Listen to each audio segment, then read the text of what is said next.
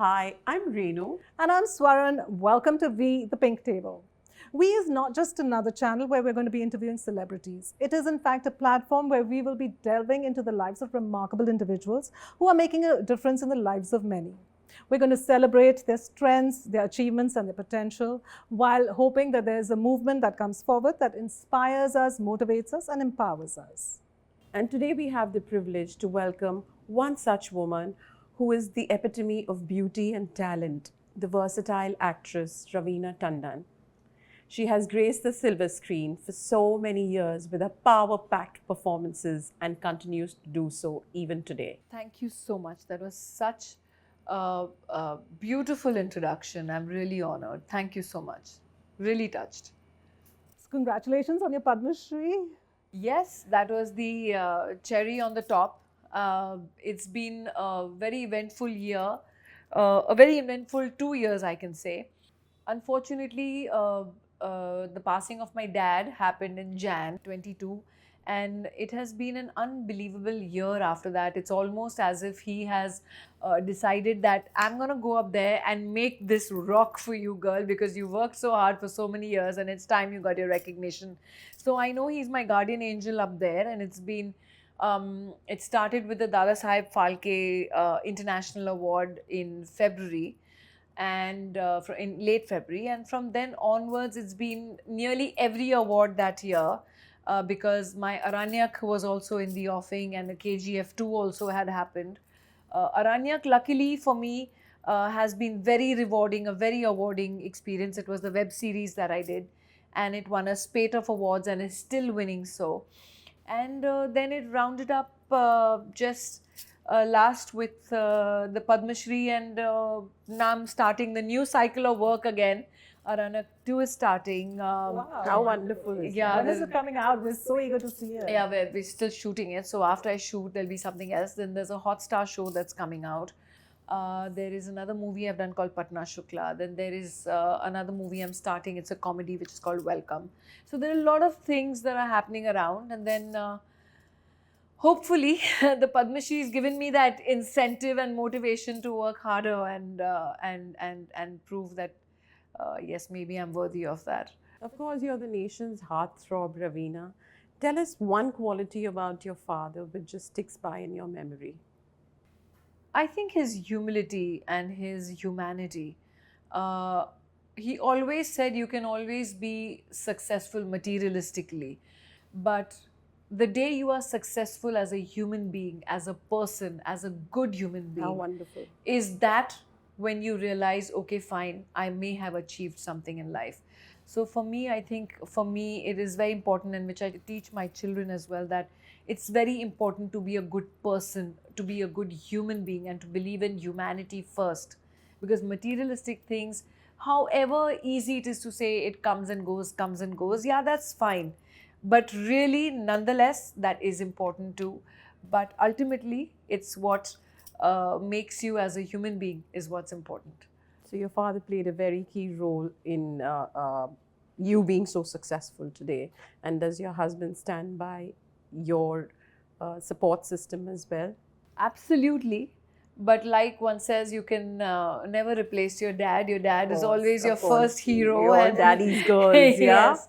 And you know, honestly, I actually feel that like normally the saying goes that behind every successful man, there is a very strong woman. But for me, I do believe that behind every successful, progressive daughter, there's a very progressive father. So true. Because he gives her that feet to stand on and those wings to fly and says, go, take it. Yes, there are very, very strong mums as well.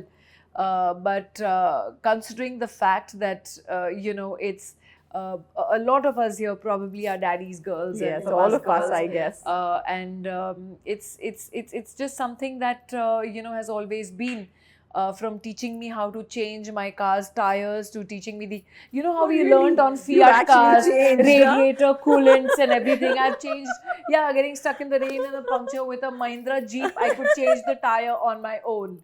So, you know, from teaching me that to teaching me, besides teaching me how to drive, besides teaching me humility and how to, you know, conduct myself, I think, yes, you can say purely bred daddy's girl.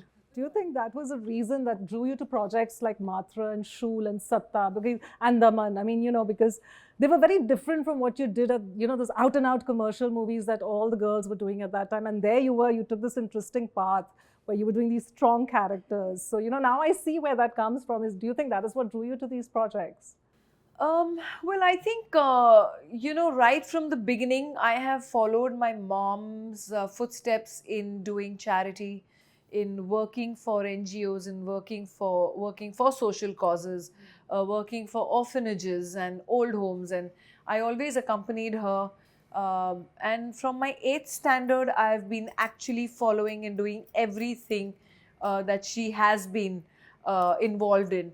And I think that has imbibed in me, and somewhere I always believed in how to turn what I do best at, that is movies, into something that can help in awareness and to bring about a change in society. So for me, it kind of worked very well together. So my conscious effort to do films like a Matra or a Shul or a Daman, we shot it in the year 2000. Today's 2023. Yes. We are still debating marital rape. Absolutely. I were mean, just how discussing. before time was that film?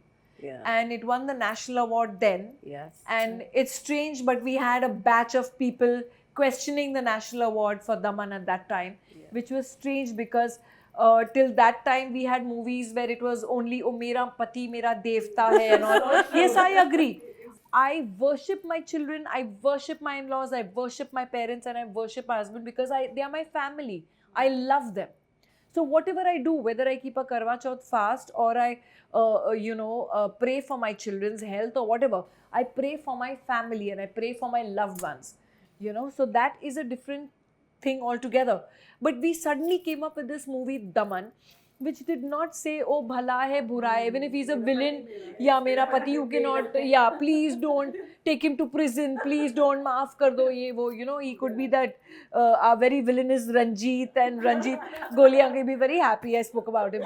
But still the women would be like, mera suhag na mite, this. And here suddenly we had this woman picking up her own Trishul and could not take her own child getting molested.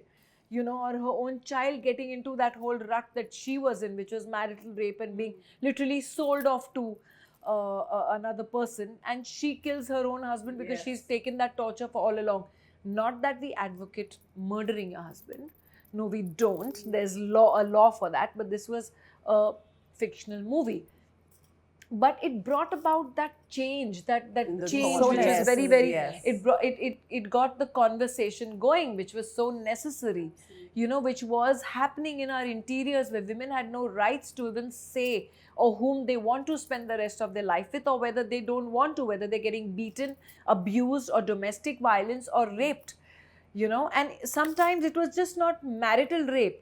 It would be the uncle, or it would be the father-in-law, it could be anything, and that was all kept within the four walls of the family. Chup raho, baat mat karo. Exactly. You see, so that got the conversation going, and it very, very well deservedly got Don't the you think national that is award at still that time. prevalent even now? It definitely is. That's what I'm saying. It's strange that it is still being debated about.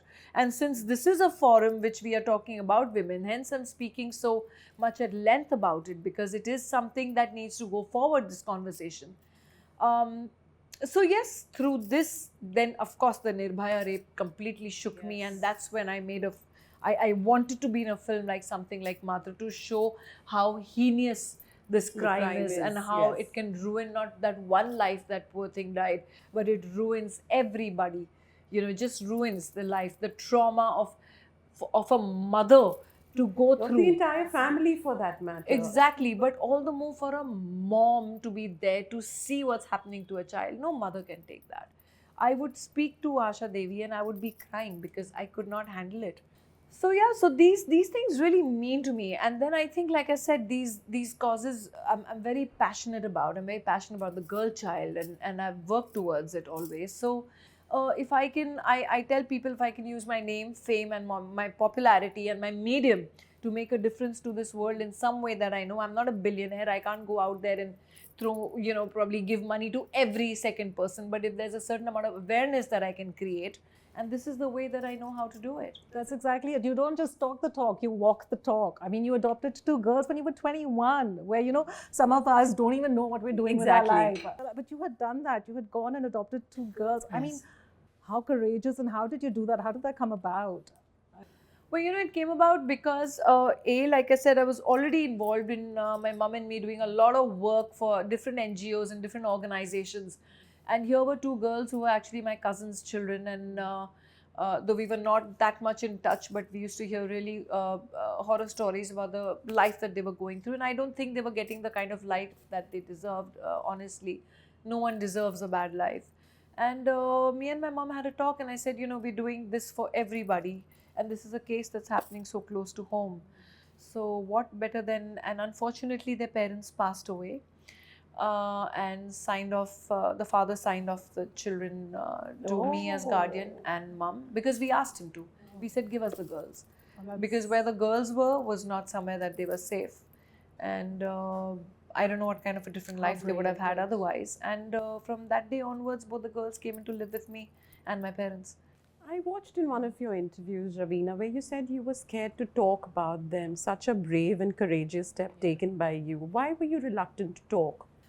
The 90s was a very strange society. I cannot begin to tell you the kind of rubbish yellow journalism, considering that we 3 come from the same school. We come from an educated background. We have parents who are educated. Yes, my industry is the film industry. Yes, I come from a line of art and cinema. But that does not make me into someone who has who's unscrupulous. I come from an educated background. So unfortunately, yellow journalism and magazines like a Stardust or a Cineblitz or a Showtime at that time did not really care where you came from or who you're. They thought we were all there to make a fast buck anyhow, even probably sell ourselves. So that was the kind of media, and that was the kind of horrible journalism that we faced. That was incredibly really low. And some of those women who were editors at that time, now they roam around trying to be, very liberated women. And they're like, we are, for feminism.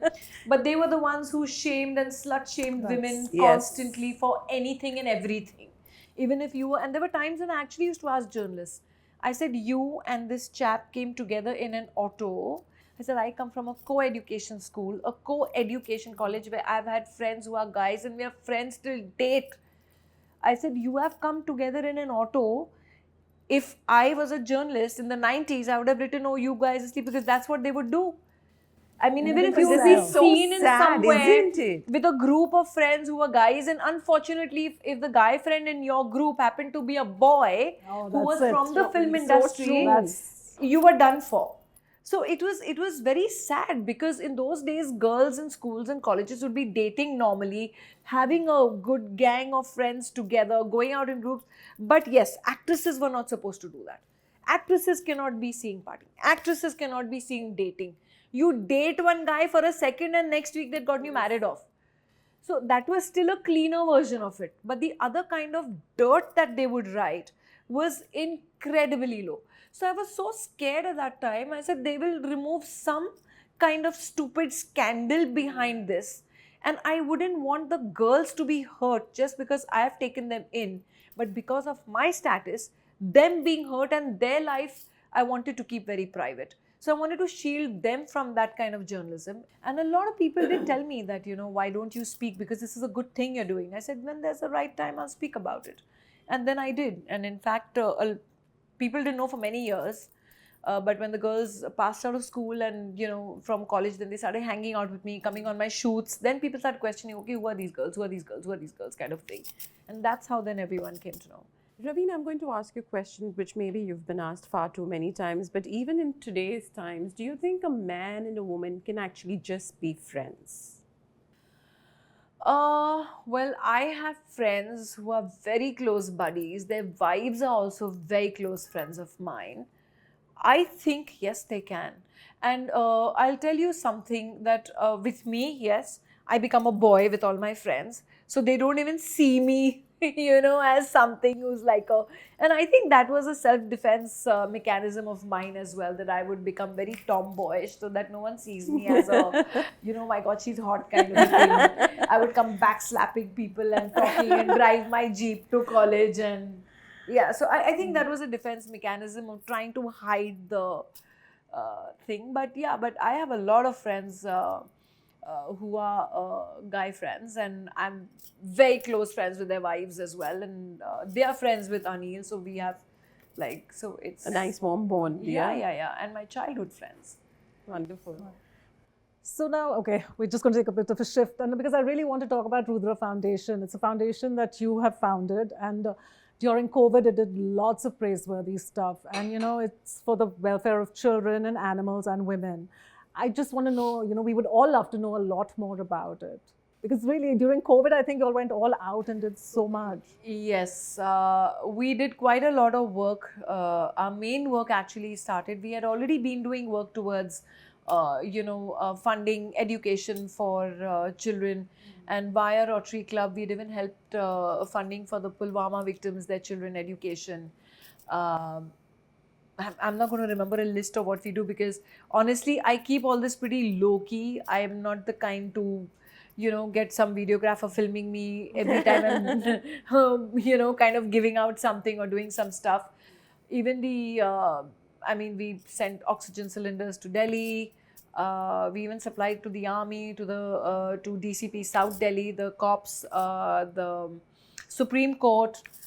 We sent it to Chhatarpur. There was the Radha Swami Satsang Vyas, the free for the needy kind of a thing. So everywhere where we sent free oxygen. Where in Delhi it was going crazy. And I know, COVID times were bad for everybody. I feel people could have gotten together a lot more, because again there was a capacity to what we could have done. I think there was a lot of fear psychosis also at that Yeah, time. I don't know. I think it was very. it was really. But it was. So I mean, that was COVID time. Then yes, of course, we've been working for animals. We've been working for. Yeah, you've done some incredible work there, Raveena. Tell us a little bit about it. I'm not the kind to tell stories. But we'd love to hear about this. But stuff, yeah, I mean, it's encouraging and motivating. That people like you who are going out and doing so much out there in the world. See, I'm an ambassador for many of these organizations. Yes. I also did have at my farm a shelter for dogs. Now I'm revamping the entire thing for dogs and cats and any kind of rescued animals that we take there. We've tied hands with the local veterinary clinic there. We're building a clinic, and now, in fact, we've revamped it in such an interesting way that we are using all the shelters made out of used plastic bottles and doing all sustainable and recyclable stuff to make the shelter all over again. So we are revamping the entire place right now. That's amazing. So it's organic, it's sustainable, environment, wildlife, everything. I try and do as much as I can. You hold a lot of social causes close to your heart. If you were a superhero, which would be the one cause you would fight for, and what would be your superhero name? Well, honestly, like I said, if you ask me the causes that are close to my heart, yes, my number one is the girl child. Second, of course, then women, and girl child, they come under the same umbrella for me. And then it is animals and wildlife, and then it's the environment. So for me, it's literally like that. And I do think, unfortunately, my belief is that the world, this planet, had a certain ecosystem that was made. Everything is precious. Every tree, every animal, every plant that is there, every insect that is there is here for a reason. And unfortunately, man is wiping that out. So for me, I feel those are the voiceless and really deserve a lot more attention. The superhero that I would like to be, actually I wouldn't like to be, I would love to meet is Thor. Oh, Yeah, I get stars in my eyes when I see Thor. Believe me, I took my children to Disneyland and there was the make-believe Thor over there. And forget the children, I was standing in line. When my turn came, I were put my going children inside. aside. I went to click pictures with Thor. I said, forget you all, you keep quiet. Sit down over here, be with Masi. I ran to take pictures with Thor. Wow. So yeah, it would be Thor. And who would the Desi superhero be for you? Desi superhero? We don't have any Desi superhero. Yeah, Do we have Shaktiman. any Desi superheroes? Shaktiman, yes. Yeah. No, I mean, we do have Krish and we do Yes. have Shaktiman, but I think our heroes have always been very massy. There was Shahenshah as well. Have always been reaching out to a mass level, which you feel ke apna banda hai. Yes. So you know, you feel ye apna hero hai. So for me, yeah, definitely. I mean, all the heroes that I've worked with have always had such great films, and I've enjoyed watching Shah Rukh's Pathan and Gadar. All these films have done so well. Are there any in the new lot of boys who you think would reach that, the hero level where, like you just said, people say, "Ye banda hamara hai"? A lot of them have potential, but I think so far, even with this generation, somehow the 90s have really, They dug their have. feet in hard into the So ground, And how? Yes. and And we are how? refusing to be shaken out. But yes, the young generation still has a lot to do and a lot to prove and consolidate themselves. But a lot of the young kids who are there now are there, almost there. So yeah. You have a wonderful daughter, Raveena. Suppose one day she does decide to enter the film industry. What would be your advice to her and many other budding actresses who are entering the industry? Well, I have a long list of advice, and honestly, when I look back and I think what was the advice my dad or my mom gave me, there's not one thing that you can pick up, because see, it's the whole process of your upbringing, right? And I do believe that your upbringing and the base of a child lays the foundation for the future for the child, and that base needs to be really strong. So whether it's nutrition or it is advice or it's your upbringing, it is a wholesome roundabout what you give to your child. And I have tried to do that with my kid as much as what I feel my parents did something right with me. Did they? Yes, they did. Yes. I'm leaving. So yeah, so that's the same thing that I try to do for my kids.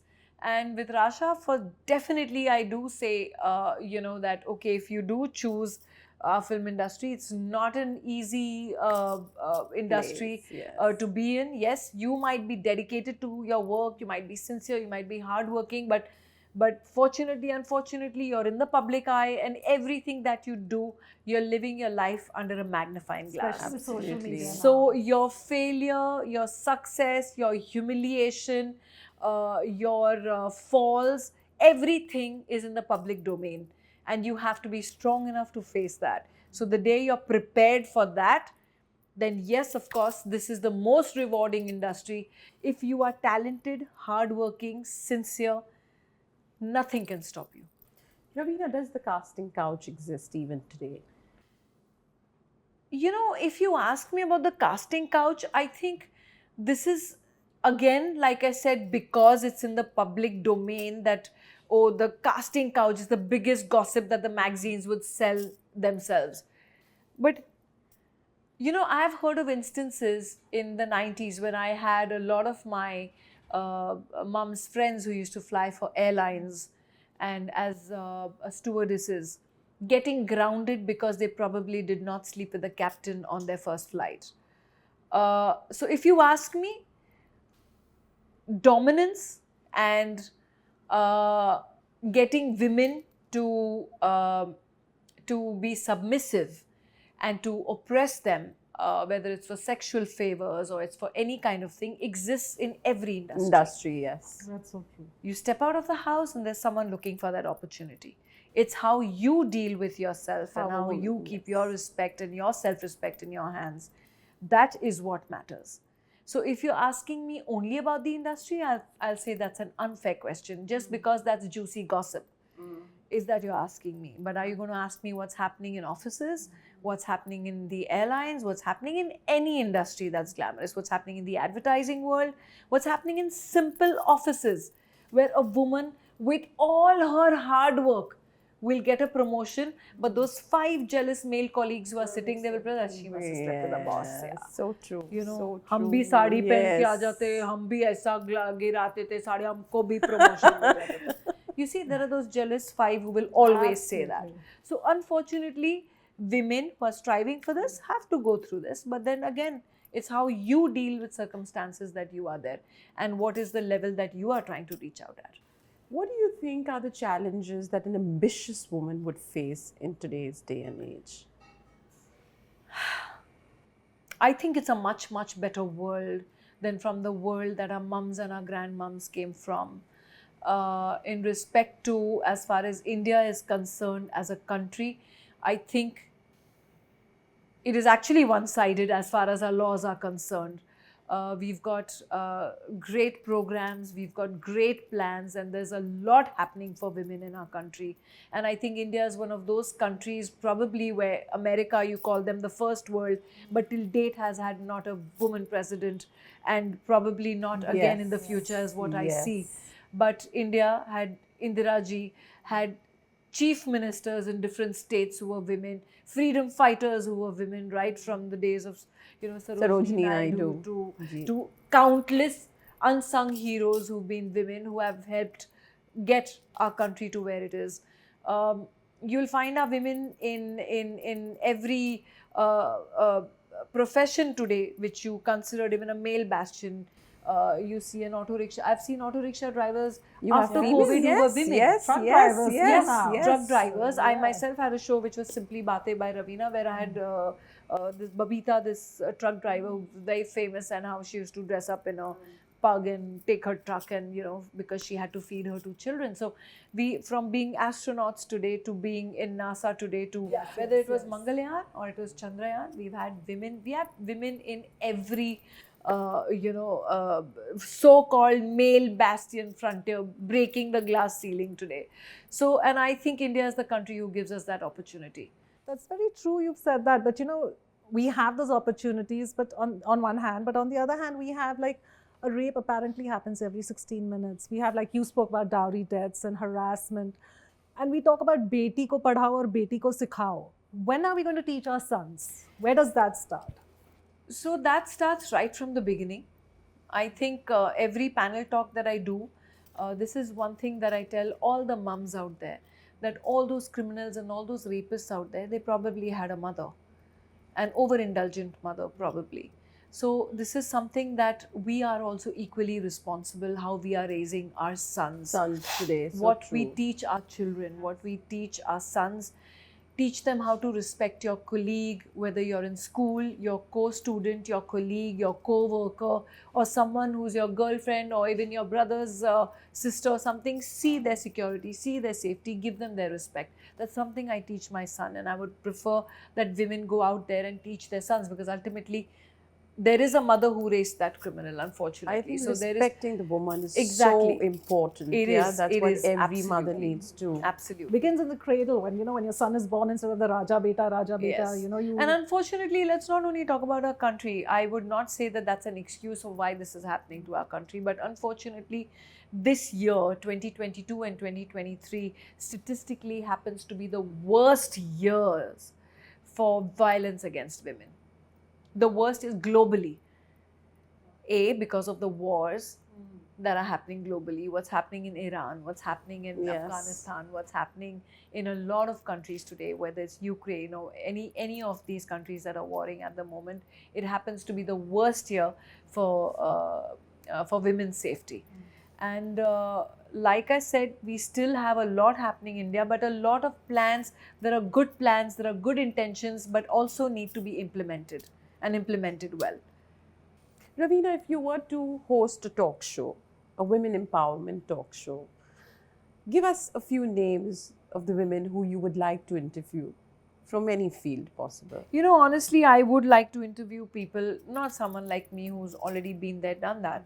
I would like to interview all those unsung people who people don't know, but I know at a normal level how much work they've done, but yes, don't have a PR agency or are not in the limelight to be able to get that kind of recognition. I would like to call them on stage. And what if you could invite 3 men? amongst all these women of substance, supposing you were having this show, a talk show or a party at home, it's exclusive, you're only calling these women of substance who've broken the glass ceiling. But you could only have like 3 men you could invite. Now, who would those 3 men be that you would like to invite to such a event? Well, this is a difficult question, honestly. I'll have to, not when I'm brain dead, when I have to think about it. Not something that I've thought of, honestly. But yes, I would like to call those 3 men who probably have inspired and probably seen to it that, there has been some kind of progress as far as equality to women go. See, for me, feminism is not only about burning the bra moment, or I'm going to walk what I'll wear, and I'm going to be this, and I'm going to be called that, and I'm going to be. For me, feminism is all about equality, economic, education, professional opportunities, pay disparity. For me, feminism is that when you fight for all these things. And that is what defines that for me. So I would love to call people who stood for that. I would love to call the men who stood for that. Raveena, you are an epitome of beauty, charm, elegance, fashion. One fashion statement that you would like to give the young girls? Well, honestly, I do believe wear that you are comfortable in, and what you believe looks good on you. Don't just wear anything that you feel, because it's in fashion and peer group pressure, I have to wear it. I have to wear this. I think that's rubbish, because everyone has different body types, and something suits someone, something doesn't suit some people. So I wear what I'm comfortable in, and I know that whatever I wear, it's the thing that's actually going to stand out and make people notice is probably my attitude that I wear more than my clothes. So Raveena, one serious question to you. You mean all these were not serious? No, all of them were serious, but this is a little up bit. till now was all crap. Raveena, do you think that media can play a positive role to impact the women empowerment in India? Yes, definitely, actually. There's a lot of awareness, because see, there's a certain limit to what and how different kind of platforms can reach out to people. Now, unfortunately, there are so many villages and so many small in our rural interiors of our country that they probably don't even have a theatre, they don't have a movie theatre, they don't have access to proper network, they don't probably have access to electricity. So what are the ways that you can reach out to them, for those women to be aware of their rights? There's so many women in those areas, in those rural areas, who are not even aware of what rights they have, or what the government can provide them, or what they can do.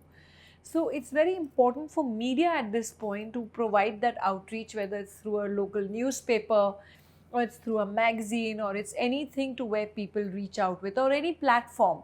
Today everything is on social media. Yes. Everyone in rural areas probably has a phone. Yes. They might not have a television set, but they have a phone. So for them to reach out through those mediums is, I think, a whole load of great work can be done. You've dazzled on screen, you've stunned us with your performances, but in real life, which is the one role that you play that you're really proud of? In real life? Yeah, the real life role of like mother, daughter, sister, like, which is the one that I you're try the and most give my proud of? 100% to everything, but I can't pinpoint one. But yes, I've enjoyed living my childhood all over again with my children, for sure. I've enjoyed that personally, I can say that. So it's something that I have seen the childhood all over again, gone back to school all over again, done homework all over again, run races all over again, lived my childhood all over again, because I took a break from films, from my work, and I actually wanted to just have a blast with my kids and watch them grow up. I didn't want to miss out on anything. Yeah, I think that would be it. Raveena, one powerful quote from you for us and for our viewers. Well, my mantra has always been live and let live. How wonderful. Always live and let live, because that's what I believe that the world should be. Love and let love, and live and let live, and that's what makes the Wonderful. world go round. And what is the one piece of advice you would give the 18-year-old Raveena on anything? Like if you could go back in time and say something to the 18-year-old Raveena, what would be the one piece of advice? And also, when you look in the mirror today, when you see the woman in the mirror, what do you think? What do you see? And what do you want to say to her? Well, the piece of advice that I'd give myself if I had to go back to my 18-year-old is just do what you're doing now, because ultimately where you reach and the point that you reach at, you'll have to have traveled this path of destiny. So if you change anything, you might not reach where you are today. How beautiful. So I think that would be my back to the future moment. But as far as now, I could look up and say that yes, I might have fallen hundreds of times, but I've picked myself up each time, collected the pieces and moved on again and walked better with my head held high, and I live with that. So I have no regrets over any decision that I made, because if I would have changed anything then, I wouldn't be where I am now. So true. Life fully lived. That's Totally. awesome. It's been so fantastic having you here with us, Raveena. Thank you so much. We are It's so pleased great. to hear and enjoy talking to you and hearing your insights on everything. Like, thank you so much for sharing your heart with us. No, I have enjoyed this conversation. And Thank you. Raveena, thank you so much for every word of wisdom and advice that you shared with our viewers. May God bless you with the beauty, and may you continue to shine as always. Thank you so much for being Thank you here. so much. Now you tell me, where do you want me to get up and dance? On the table or down? On the sofa. And Raveena, before you go, we have something for you from us. Oh, lovely. Wow, that looks great. Thank you. This looks just terrific. Thank you for being And especially here. the festive season coming ahead with the right amount of laddus. Thank you. Thank you so Thank much. you. Great Pleasure Oh, is yeah. ours. You'll ask me which was my favorite song, right? Yeah. Yes. Here goes for you. Akhiyon se goli mare. I'll just do that again. Akhiyon se goli mare. Ladki kamal virke. Akhiyon se goli mare. Goes back into my holster. Thank you. Thank you. All right. Thank you, guys. Bye.